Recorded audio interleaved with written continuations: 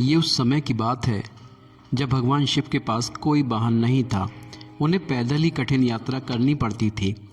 एक दिन माँ पार्वती उनसे बोली, आप तो इस जगत के स्वामी हैं, क्या आपको पैदल यात्रा करना शोभा देता है?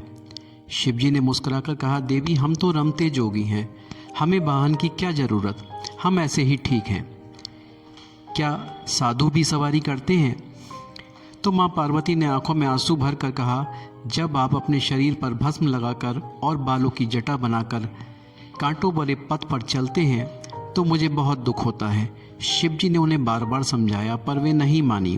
बिना किसी सुख सुविधा के माँ पार्वती को जंगल में रहना स्वीकार था, पर वो शिवजी के लिए एक वाहन चाहती थी। अब महादेव चिंतित हो गए कि वाहन किसे बनाएं। उन्होंने देवी देवताओं को बुलाया, उनको बुलावा भेजा तो नारद मुनि ने देवी देवताओं तक उनका संदेश पहुंचा दिया। इससे सभी देवी देवता घबरा गए। उन्होंने सोचा कहीं महादेव उनका वाहन न ले लें और कोई न कोई बहाना बनाकर अपने महलों में बैठे रहे। यहाँ पार्वती माँ उदास थीं। जब शिवजी ने देखा कि कोई देवी देवता नहीं पहुँचा तो उन्होंने एक हुंकार लगाई तो जंगल के सभी जंगली जानवर आ पहुँचे।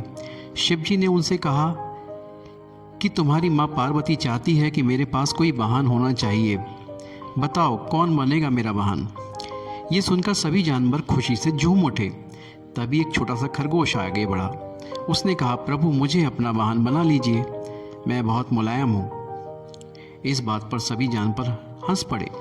फिर शेर गरज कर बोला, मेरे होते हुए तेरी हिम्मत कैसे हुई बोलने की। बेचारा खरगोश चुपचाप एक कोने में बैठ गया और गाजर खाने लगा।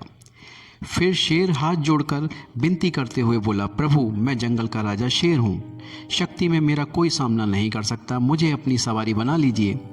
उसकी बात पूरी भी नहीं हुई थी कि हाथी बीच में बोल पड़ा, प्रभु मेरे अलावा इस कार्य को कोई ठीक से नहीं कर सकता। मैं गर्मी के मौसम में अपनी सूंड में ठंडा ठंडा पानी भर कर आपको नहलाऊंगा। फिर हिरन भी प्रभु से विनती करने लगा और बोला कि प्रभु आप मुझे अपना वाहन बना लीजिए। इसी प्रकार सभी जानवरों ने महादेव से उन्हें अपना वाहन बनाने की विनती की। फिर शिवजी ने सभी को शांत कराया और कहा कि कुछ समय के बाद मैं सभी जानवरों से एक चीज़ की मांग करूंगा। जो जानवर वो मुझे लाकर देगा मैं उसे अपना वाहन बना लूँगा। नंदी बैल भी वहीं खड़े थे और उस दिन के बाद से वे महादेव और माँ पार्वती की बातें छिप छिप कर सुनने लगे।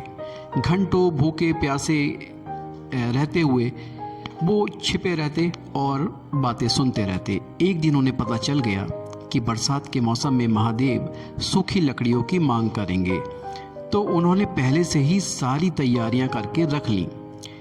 फिर कुछ समय के बाद बरसात का मौसम आया।